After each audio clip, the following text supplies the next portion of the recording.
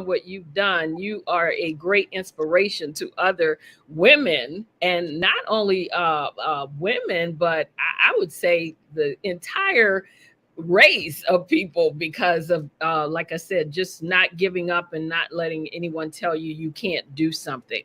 So tell us, I know we're going to be talking about, because I mentioned the fact that when you came back, you were in over $845,000 worth of debt. Your house was sold, and you had to figure out, as a single mom, how to get rid of this debt. So that's kind of where we're going to be going today. So tell us why it's so important for women to have financial stability.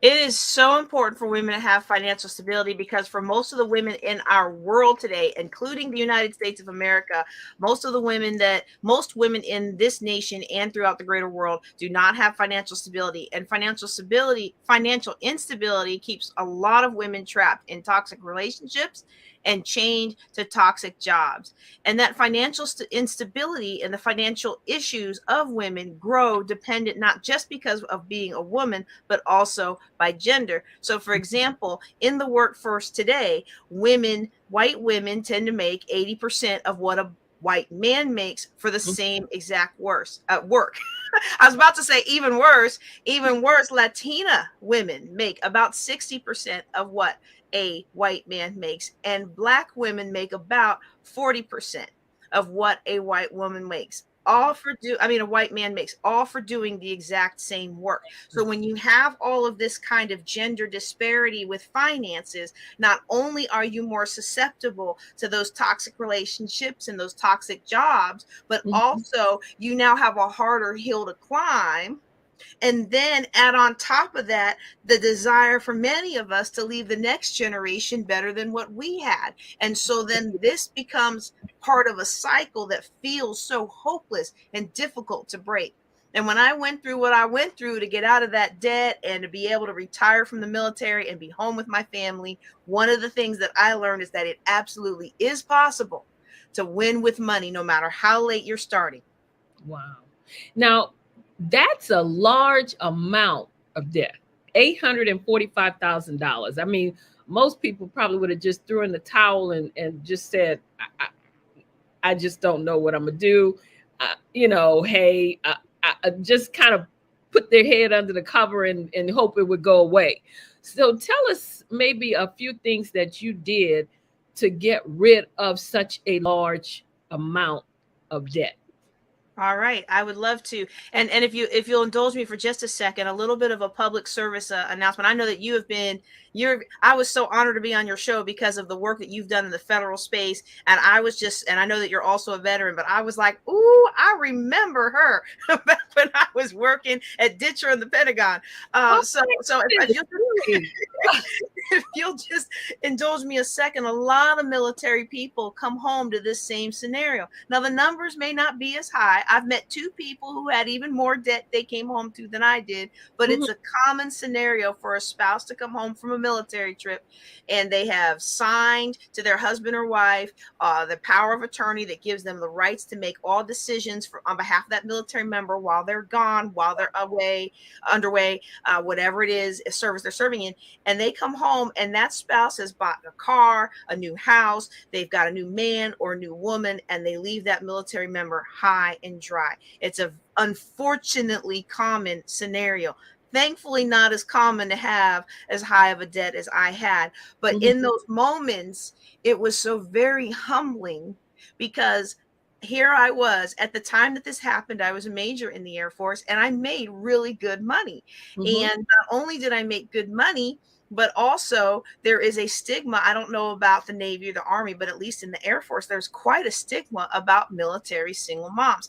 And so I found that the helping agencies that we often refer people to, that I would often refer my troops to, those helping agencies were not available for me. I either made too much or they were dependent on military spouses.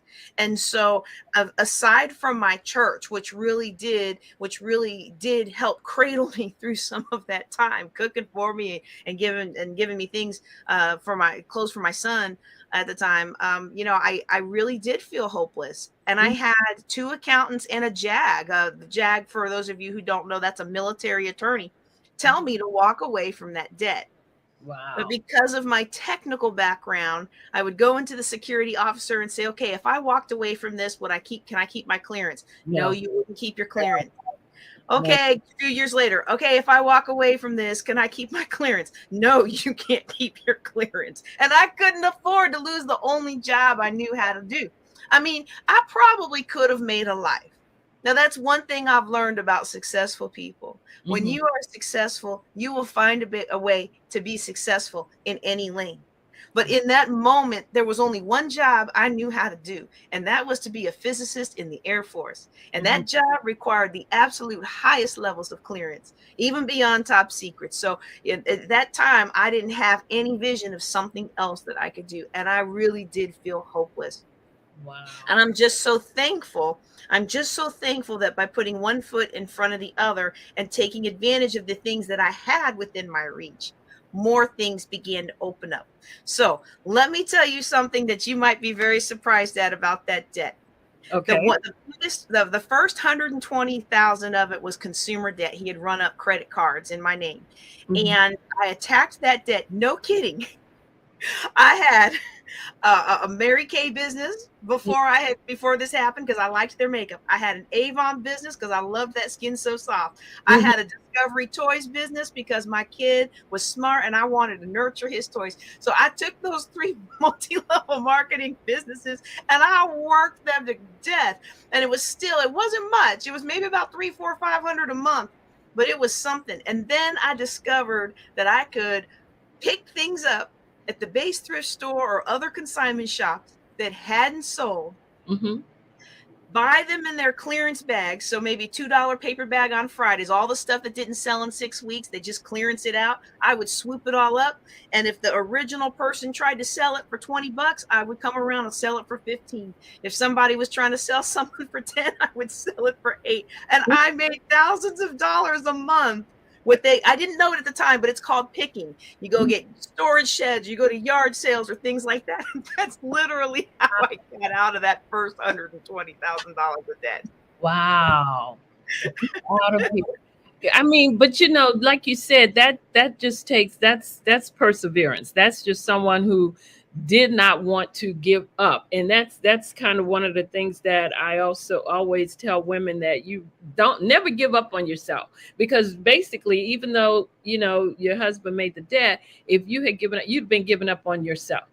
That's right. Because he had already enjoyed what he was going to enjoy, so it wouldn't have really Look, affected. he's still enjoying some of it Wow. 13 years later. I'm sorry, go ahead. So when you say Woo, that, incredible praise. when you went to the JAG officer, which is the attorney, and they told you no, you couldn't walk away. For the viewers, when you say walk away, it's like filing bankruptcy or whatever. And when have those types of clearances, no, you can't keep those clearances, because at that point, you can become vulnerable to maybe out what they consider outside influences. And so, Mhm. someone want to come and try to get you to give away military secrets because they know that you're in debt. So that's one of the reasons why they told you that you would not be able to keep your Exactly. clearances, and because of if you walked away, which would have, of course, been the easy route. But hey, like you said, and having those clearances, those, believe it or not, they are valuable.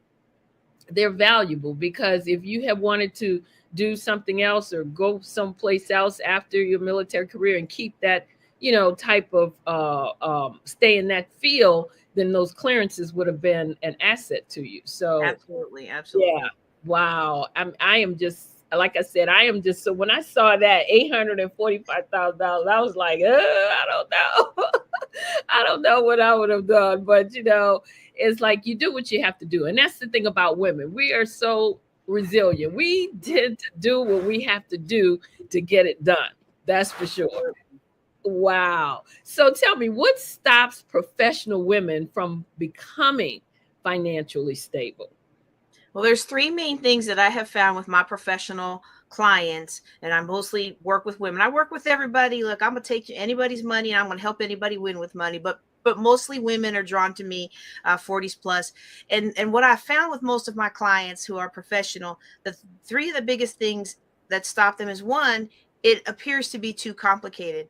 And that's not always our fault that money appears to be complicated, because we have had a lot of programming, both culturally and through the current media, that money is complicated. For those of us who are my age or a little older, you will remember a time when women weren't supposed to be in the books, and women weren't supposed to have businesses, and we weren't supposed to do a whole lot. Hmm. And my lot in life, I was supposed to grow up, and I was supposed to be someone's husband, and I mean someone's wife, and I love being someone's wife, and I was supposed to have children, and I love having children, but I wasn't supposed to know anything about a whole lot of things, and I wasn't supposed to have any book smarts or knowledge smarts. And my dad used to always tell me, take your nose out them books. Yeah, No man's going to ever want you. yeah, yeah. The only disrespectful thing I've ever said to my father in his life while he was on earth was, aren't you glad I didn't listen to you about taking my nose out those books? I know that's right. so, Probably so thought that decision. Yeah. but the world has changed so much. And I was talking with some young girls the other day, and they were like, well, what do you mean you couldn't drum because you were a girl? And what do you mean you couldn't do this because you were a girl? And I realized how much the world has changed. But Mhm. for my mature professional women, many of us have been taught that money was too complicated for us to understand, and it's too much for us to understand, and don't worry your pretty little head about it. And so we grow up with those, even if we resist them, even if we resist that, and even if we go on to accomplish great professional things, that Mhm. programming is still in the back of our mind. Absolutely. And Absolutely.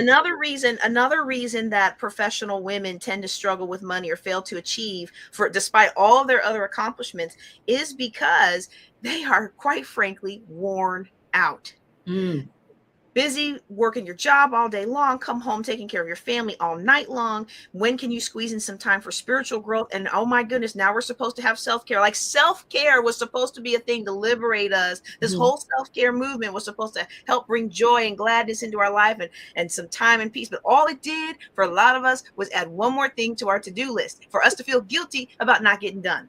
Absolutely. And so sometimes we feel like money can take too much time. And that's why I like to work with people with what I call a women's wealth matrix. And so the matrix is basically, we look at your personality, where you fit in, and what works for you. So if you're somebody that likes really complicated spreadsheets, and I have not received any clients that likes complicated spreadsheets, I'll just throw that out there. But if you do, I got them. And if you want things to be easy peasy, and you only want 4, 5, 6 categories to put your stuff in, I got that too. We can take care of you. I get a lot of people who feel like, oh, I'm a free spirit, I can't Mhm. manage money. Mhm. No, I can show you how to manage money. We customize it to you because you're busy and you don't have time to stress about one more thing. Wow. So the third thing that I think keeps professional women from succeeding financially, and Mhm. this is the one that really breaks my heart the most, is because despite our drive to achieve and accomplish, a lot of times we are not intentional Mhm. with our time, with our treasure, or with our talents. And so we spend our energy on things that ultimately aren't important. We spend our money on things that ultimately aren't important. Yeah. We spend our time on things that ultimately aren't important. And at the end of the day, we're exhausted for nothing. And so this really feeds into the other two, but it becomes more of a lifelong symptom. So one of my mentors used to tell me, how you do anything is how you do everything. And Everything. I disagreed with him at first because I had all this professional success. Mhm. But at home, my life was a shambles. And in my personal space, I was not happy with who I was. And it was reflected in my money. We can only hide our discomfort and our discouragement and our hopelessness for so long. It will come out somewhere. But once we're intentional and focused, now it multiplies our money to do whatever it is we need it to do. Wow.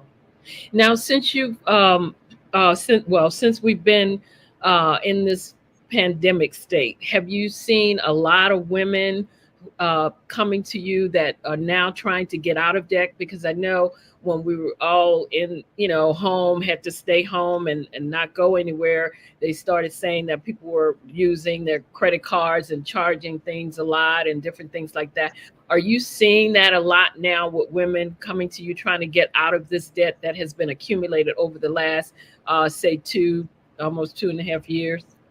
I am starting to see that. I think people are still in somewhat of a honeymoon phase, thinking that things will work out. I have quite a few people who ask me about college loans, and they're all excited about the possibility of these new forgiveness plans and other financial products and services that are coming to alleviate the burden. And Mhm. so, unfortunately for me, from my perspective as a financial planner, I'm not seeing enough drive. I'm not seeing enough people wanting to take that bull by the horns. I'm not seeing enough people wanting to be intentional. I'm still seeing more people than I feel comfortable with in my communities that I serve, who are kind of sitting back and waiting for government or the circumstances to take care of things. And so it is concerning to me as a financial planner. But you are correct. At first, man, it was an easy sell when I Mhm. was telling people, save your money, save your money, save your money. And then after about 6 or 7 months into the pandemic, shop, shop, shop. And Mhm. and here's the worst offender that people have been coming to me about. All these pandemic businesses. Mm. We all started these pandemic businesses, and I had a business, but I started new streams of income through the pandemic. And some people knew that business has a cycle and Mhm. everything goes up and down, and you have a trend and you have a situation and you maximize it and you move on. But some Mhm. people didn't realize they were going to have to plan for a time when there was no pandemic. Right. And that's catching a lot of people by surprise right now financially, because they've poured a lot of money into starting this pandemic business. And in the beginning of the pandemic, it was on fire. Everybody was watching my show. Everybody was subscribing to my courses. Everybody was coming to my Zoom training classes. I mean, it was just packing it all out. And now, JJ, I don't know what to do. People aren't coming. No, because people are tired of it. Exactly. People aren't paying. No, because people are tired of it. It was a good run. Figure out how to adapt and continue to serve them. But too Exactly. many people are still, well, if I just buy one more thing, if I just pay for one more to speak at one more event, if I just, and Mhm. and we have to look at what's real and what's going on right now. Wow. Well, I know that a lot of speakers and coaches focus on multiple streams of income. Do Mhm. you believe that everyone must become an entrepreneur? I love multiple streams of income, and I'm probably one of very few financial planners that I know who will not push people towards everybody has to become an entrepreneur. I love entrepreneurship. This is my 17th business. I think my family is finally happy they found one that stuck more than 2 years. But I just have that entrepreneurial spirit ever since I was a kid on the playground selling bubble gum, to make a little spending cash. Mhm. That's just who I am. But you Mhm. have some people out there who despair, and they come to me and they're like, I know what you're going to say. I need to open up a business and get an LLC and do this and do this and do that. And so I comfort them that, again, what I do that's different from a lot of financial planners is I work with your personality. What kind of personality do you have? What energizes you? What affections do you need? How much control do you need in your life? We look at all of those facets. And you've got people who are educators, and this was, I mean, I had this one teacher who was in tears because she had gone to so many different people and they just kept telling her the same things and it just didn't work for her. And she told me how good she was teaching high school history to juniors and seniors, Mhm. and how she interacted with the kids and made history real. And so many of them consider her a mentor even long after they graduate. And I was like, as a parent, I'm going to need you to stay in the classroom.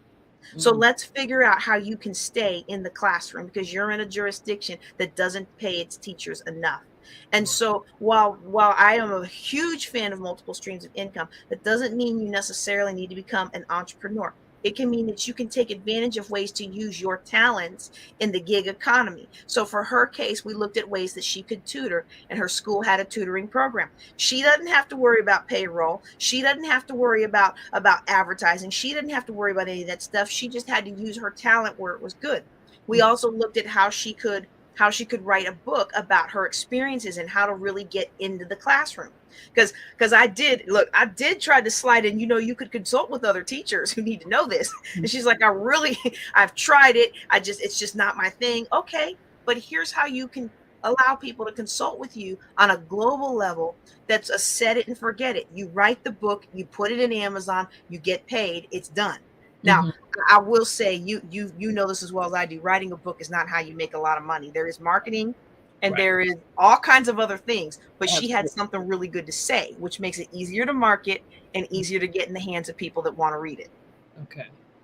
So Wow. yes, I am huge on entrepreneurship, but there's always, if that's not your jam, there's always another way. There's always another way to win with money. I've Ab- got people who are financially independent on disability. And I'm Wow. not talking about military disability. I'm talking about the $700 a month. That's all you get from the local government disability. Mm-hmm. Mm-hmm. And they're financially independent after 5 years. Yeah, because I've known people who said they don't want to be in business. They like working for someone else, and I don't know if that's because they just don't want that responsibility of having to run a business, or or they just prefer to just go and do their 9 to 5 and go back home and then didn't repeat that cycle the next day. I don't I never did understand that. But like you said, there are people that really maybe don't have that business mindset and they don't. Well, and then some people just get their energy differently. So Mhm. one of the assessments we do with people is the FIRO-B, and the FIRO-B measures your need for affection, like you Mhm. want people to say happy birthday to you, and your desire to provide it to others, right? Your need for control, how Mhm. much control do you want over your life, and how much control do you want others to have over your life? And Mhm. then it also measures your need for inclusion. Okay. So is it important to you to be part of the group? Or is it okay with you, or is it okay with you if you're not part of the group? And if you are the leader, how important is it for all your people to be part of the group? Because everybody has different things. And I was actually in the military when I got certified in FIRO-B, and it was hilarious because he went around the room and everybody had one profile, and Mhm. very few people had a high need for affection. And I'm the scientist girl. Like, these are pilots and HR people. And so Mhm. I'm the one scientist in the room. And he was like, JJ, your need for affection is off the charts. And I'm sitting there like, what is this man about to say? Don't make me cry in front of my peers. And he goes, I'll bet you give out birthday cards to everybody on your team, and then you get sad when nobody says happy birthday to you. I was like, yeah, sometimes, maybe a little. I'm like, I'm not gonna cry, not gonna cry. But he was right, and he was dead on. He's like, look, I'm gonna need you to understand that nobody else cares. They Mhm. don't care if you say happy birthday to them or not. Right. It's not a character flaw on their part. It's not a character flaw on your part. It's just how you're made, and it's how they're made. And ever since he told me that, I still give out birthday cards, but I'm not going to be upset if somebody doesn't do something nice for me, because I know sometimes my smile is the only Jesus people see all day long. So, oh my goodness, that is too funny. Yeah, that I never thought about it that way, but that makes sense. I That felt very bad for the colleague who was a leader in the Air Force, but really wanted other people to have a high degree of control over her life. And wow. she's a very personable person, so she made rank, and she does what she does, but everybody was shocked. But you could see it in the thing, because she would never be the one to move forward and Right. charge and break something new. She was always in a consensus building and letting everybody else take the lead, which you might think is a poor leadership trait. But if you've got a bunch of egotistic leaders, then sometimes it's really good to know how to build a consensus. So we Mhm. look at all of those kinds of things when helping somebody Mhm. build wealth and become financially secure, because it could be that you are in a job Mhm. and you have a different need for inclusion or a different need for control than the people perceived leaders in your field, and Mhm. we can tweak some behaviors, just like in what you've written and what you've done. We can tweak some behaviors, and we can make sure that people are able to project what they need to project, and Yes. then nurture themselves for when they need to nurture themselves. It's Wow. all it all feeds into your financial stability. Wow. That actually that really makes sense. And like I said, I never look at it quite that way. I never thought about it that way, but that does make sense. So, how can a woman advance if there are few of her gender or race to mentor her? I love that. I love that. Thankfully, diversity is becoming more common. Not only diversity as far as gender and race and things like that, but also our ability for inclusion. People of differing abilities and things like that are really getting a foothold in the corporate workspace and academic space, and so, to some extent, and maybe not as many inclusion issues, but to some extent in the military. So you are finding it more common to be able to locate mentors and advocates who look like you and have shared some common experiences and struggles that the general populace may not have shared or experienced. And so, but if you're like me in a field where nobody looked like you and nobody had your gender, until I was a lieutenant colonel working at Ditcher was the first time I worked with another female physicist, and they weren't even Air Force. So you have to look for opportunities and understand that those mentoring opportunities may not come in a package that you're accustomed to, and it may not come in a culture that you're accustomed to. And so I have found mentoring from people who have very different religious views from me. I have found mentoring in different areas from people who have very different political views as me. I found mentoring in areas of people who had very different ideas of how to spend their social time than me. But if they had this piece to offer me, and that's what I needed to become a better leader, then I was going to ask for their assistance in those areas.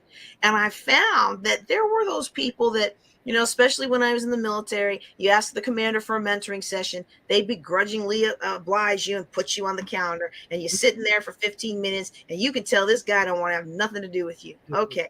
All right. That's a dud. But most of the time, because I was bold enough to ask the question, or even just make the appointment, or just humble myself and say, I don't know how to do this. Right. And I know that's you got to be careful with that, especially, people would think in the government, in the military, oh, everybody just gets along, right? Because we're all for the greater good. We want to take care of the nation. But, especially nope. In the military and the federal, where we're all doing the same thing, people are looking for a way to stand out. So you have to be careful about that. But I have found that doing that kind of outreach and being willing to learn about the person that is mentoring me has taken me very, very far. Mm-hmm. And especially if I'm ever able to go back and thank somebody, which, being military and having moved every 2 or 3 years, sometimes that's a little difficult. But there are times where I have thanked people for their mentoring or thanked them for their advice, and they have been reduced to tears. And it's always an amazing feeling when I can do that for somebody else. Mm-hmm. And I'll tell you, I rarely have anybody who isn't my gender or doesn't look like me come to me for mentoring.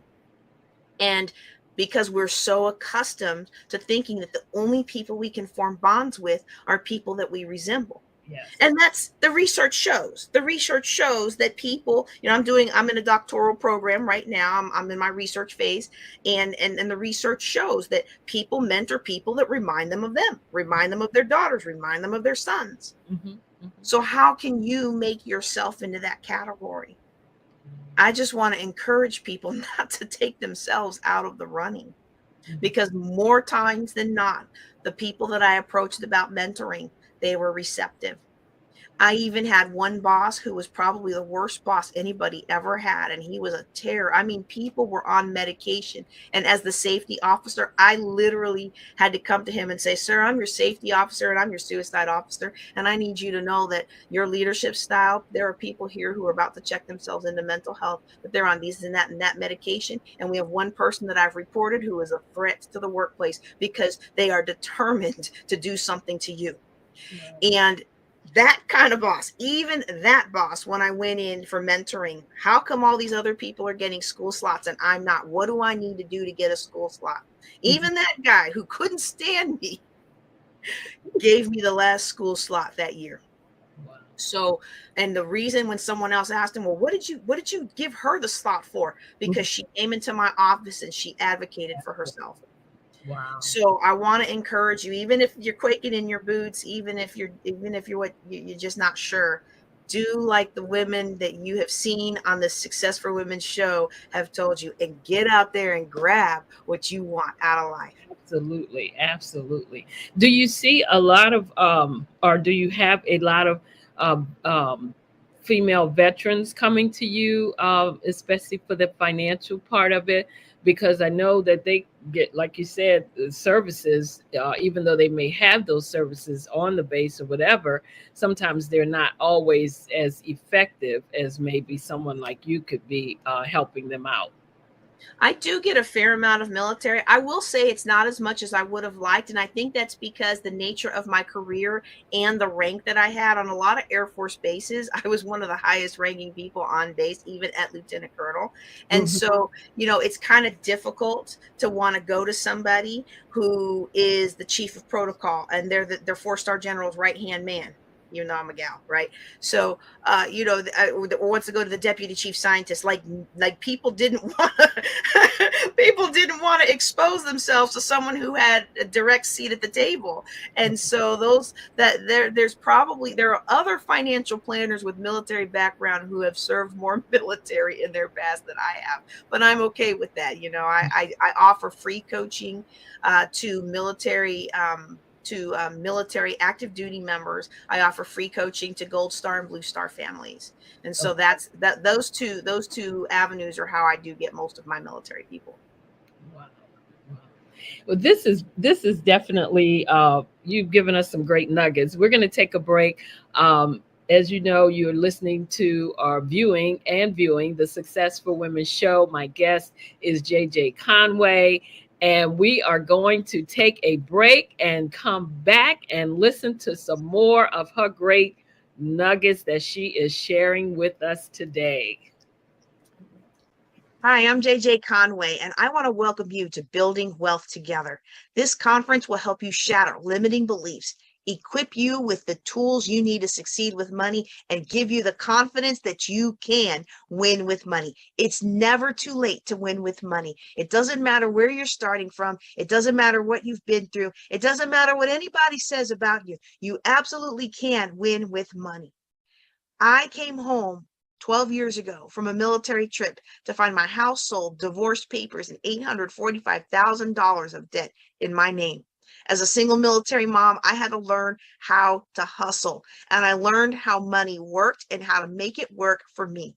This conference will help you learn how money works and how to make it work for you. You're going to learn how to bust through all those preconceived notions about whether or not you can succeed. You're going to learn how others are making money and how you can get some of that. You're going to learn how to create multiple streams of income.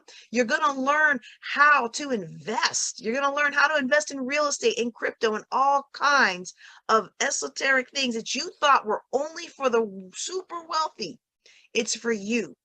And I'm telling you, we're going to do it not only in an easy to understand, easy to follow format, but it's going to be, every one of my speakers has committed to be, it is absolutely 100% going to be ethical and moral and repeatable. 12 years later, from that $845,000 day of devastation, I am a full-time mom and entrepreneur.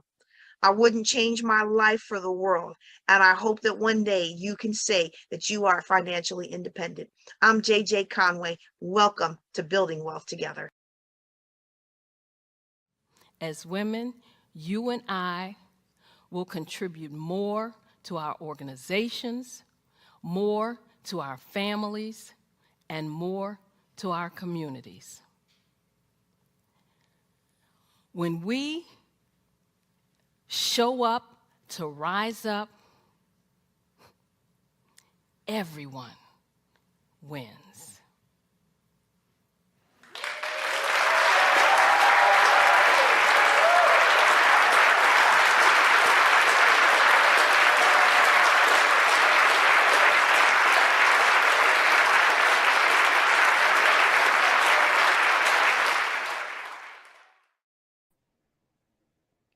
Well, welcome back to the Successful Women Show, where you're viewing us on Pod TV. And my guest tonight is JJ Conway, and she has been giving us some great nuggets on wealth building together, and just kind of letting us know how you can persevere and still get rid of some of that debt that you may have accumulated, and that it's not, it's not something that you need to consider walking away from, but it's something that you can do to get rid of. So again, my guest is JJ Conway, and welcome back again to the show. So JJ, you were telling us about the of women being able to advance even though they didn't have people that look like them sometime to mentor them. And I know that that's always a problem, not just, it's a problem everywhere in every arena, with women a lot of times not having that someone to really guide them and lead them and mentor them into the things. Because I remember ago when I got laid off from the telephone company, and that was the one thing that my mother's friend told me. Well, she asked me if I had had a mentor, and I told her no. And that was one of the things she said, that could have been the problem, because you didn't have anyone to guide you and look out for you and tell you, kind of let you know what was coming down the pike. So, great advice to make sure that you always have someone in your life to, kind of bounce things off of, not necessarily telling you what to do, but you always need someone that can maybe share their experience with you sometimes to help you to get around some of those obstacles or challenges that you may face. So having a mentor and a coach, a sponsor, all these things are very good. And so just make sure that you realize that. And when it comes to your financial stability, of course, we have one of our experts here tonight that's telling you how she did it. $845,000 worth of debt she was able to get out of, bounce back from. So you definitely want to hear what she has to say. That's the purpose of a mentor, making sure that they've done what you want to do or what you need to do. That's the purpose of having that type of person in your life, a mentor, a coach. When you look to these people, you want to make sure they've done what they're advising you or helping you through. So what made you focus on women, though? Is it because of your experiences, the experience that you went through? Is that why you tend to really just focus on women? Well, that's an interesting question for me, because up until a couple years ago, I did not focus on women. Hmm. But when I decided to retire from the Air Force, I wanted to get my family together. My husband was in one state, and me and the boys were in another. And we decided that because of finances and the nature of his career, it was better to stay in Texas. And quite frankly, I live in a town where predominantly men are not very receptive to being educated in these kind of topics from a woman. And so that was a strategic change that I had to make in my business. And having been somebody who was in the military and had a business for since 2001, I've learned how every base you move to, you have to adapt. So when I was in the DC area twice, I could charge very high prices. I would put something in meetup and they would just pack out the class, and I would sell out immediately, and people didn't even know who I was. Hmm. Then I moved to the South, and Louisiana was a little bit different. I couldn't even pack out a $25 class because nobody knew who I was. Nobody was expecting financial advice to come in this package. And that was just the nature of that neighborhood, where it's a gambling town in Shreveport, and there's always a bigger, better deal. So with those three factors, I had to change how I did business. So I'm accustomed to making those kind of pivots. And I tell you, I'm actually glad that living where I live now kind of forced that issue, because it's allowed me to dig deeper into women's issues and really get at the stem of cultural issues that lead Hmm. to the women's issues. So for most of my time, when it comes to helping people win with money, we look at how can we manage your money better? How can we help you have more worth at work so you can get promotions and get bonuses and things? How can we help you start a business or create multiple streams of income? And then once you've arrived, how can we help you leave that to the next generation without all that fighting after the funeral, right? Mhm. but I had never delved into the cultural issues. And it's really systemic. You've got so many cultural and abuse issues and trauma issues and all of those things that play into women's relationships with money. Funny. And when you come up in a male dominated career field where you're not working with many women, you never see that side of it. And that's why I feel like women need a special space to really be able to process. And that's why all of my Women Building Wealth Together conferences, the Women's Wealth Summit, that's why they always start off the first day or the first afternoon, the first morning, with healing and overcoming trauma and understanding the impact of trauma on not only us, but our future generations.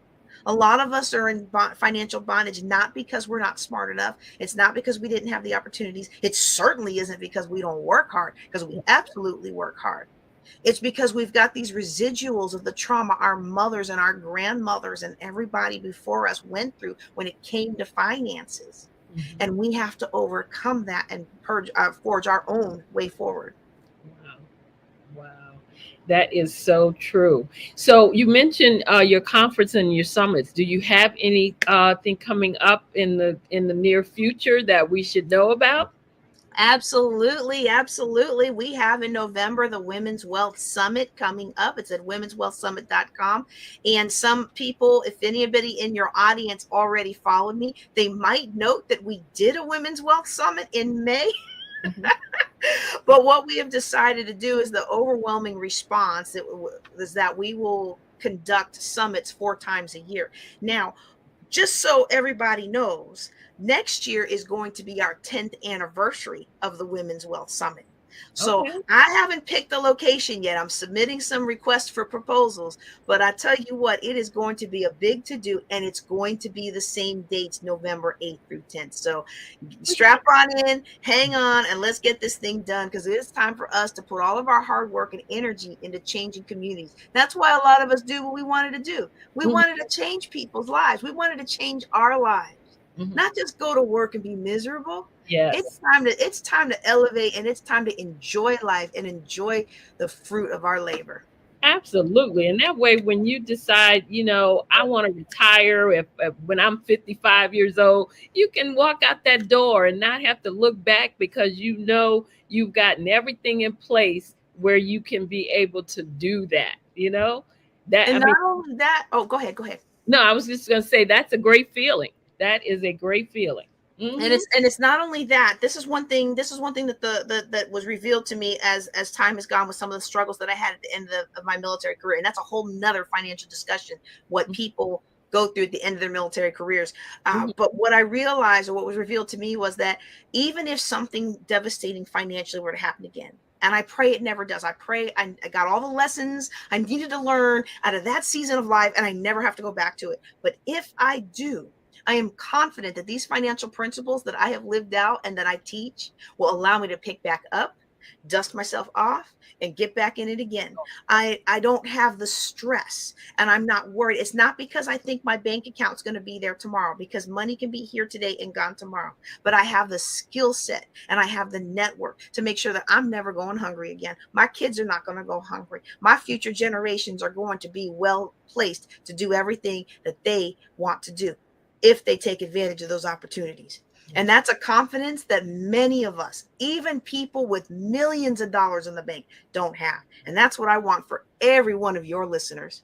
And that's what you show them in your coaching. Wow, that is phenomenal. So tell us, if you had one piece of advice that you would leave with our viewers, what would that advice be regarding finances or whatever it is that you want to leave them advice on?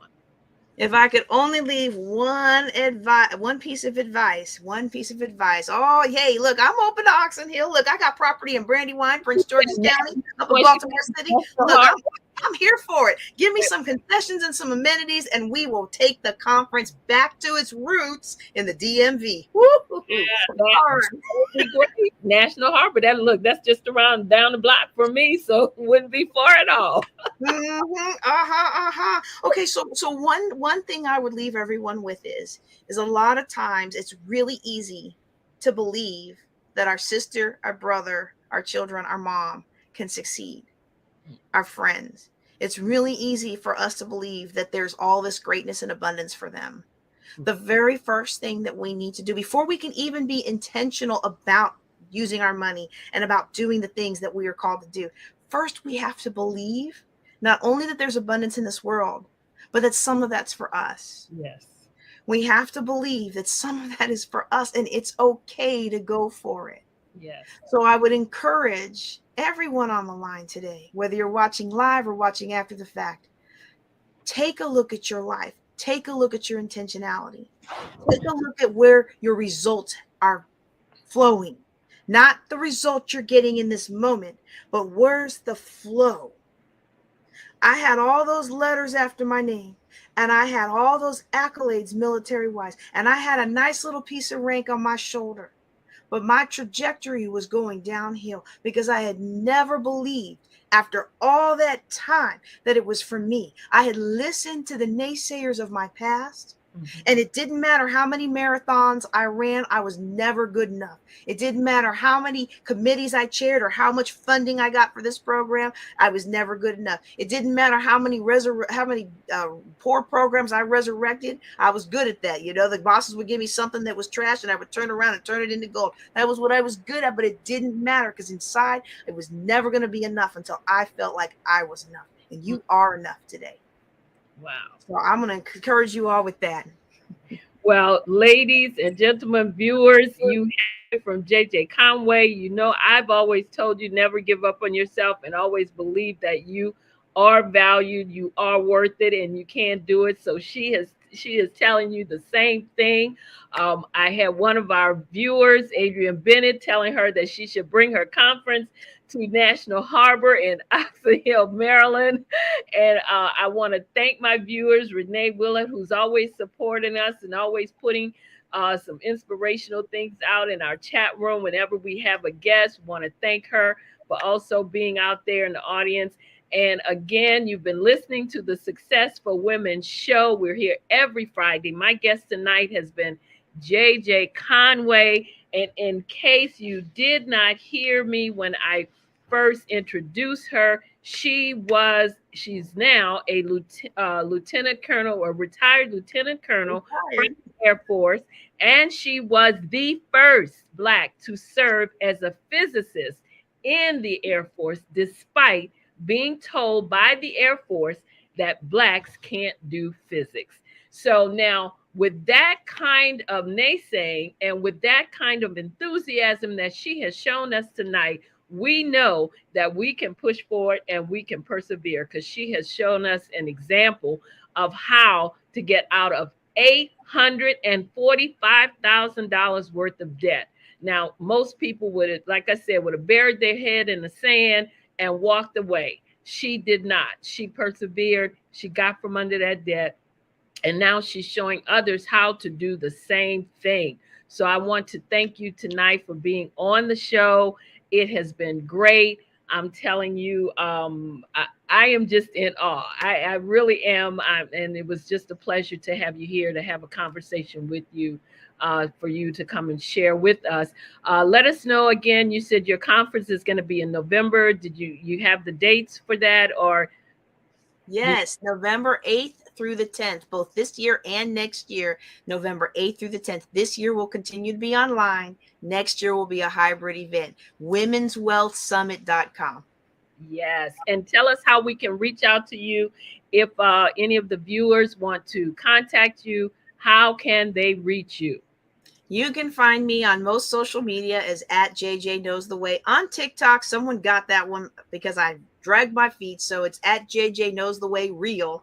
But most social media is at JJ Knows the Way. And you can also find me at buildingwealthtogether.com. Wow. Thank you so much. Again, this is the Successful Women Show. I'm Dr. Madeline Ann Lewis, your host. If you'd like to reach out to me, you can email me at info@exwsi.com or go to my website, which is www.exwsi.com, and make sure that while you're there, download my free 3-part video series on 3 things every woman should do to position herself for executive leadership. This has been a great episode. Make sure that you share, share, share. Make sure you like this episode and also subscribe to our channel. And I think, JJ, you have a YouTube channel also, don't you? I sure do, at JJ Knows the Way. Go out to her YouTube channel and subscribe also, so that and she's got some great videos out there. I took a look at some of them before she came on the show. So she's got some great videos out there that you might want to take a look at. I also want to let you know about, the Black Business Olympics will be coming up September 18th through the 25th. And it's a 7-day, 24-hour event from 8 a.m. to 8 p.m. every day for those 7 days, September 18th through the 25th. And of course, the Black Business Olympics showcases Black businesses, Black business owners, thought leaders, and corporations for that entire 24 hours, 7 days straight. So it also serves as a fundraiser for students to obtain scholarships and also to get laptops for them to go to school. So make sure that if you have a student that want to apply for one of the scholarships, you can go to www.blackbusinessexpousa.com. But also make sure you mark your calendar for September 18th through the 25th, 8 a.m. to 8 p.m., 7 days, like I said, 7 days straight, 24 hours. You'll be able to get a lot of resources. You'll hear a lot of business owners talking about their businesses, the things that they're doing to help the community. It's just a phenomenal event that you don't want to miss.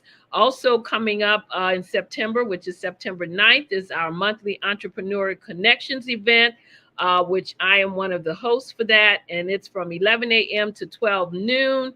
It's always the second Friday of every month.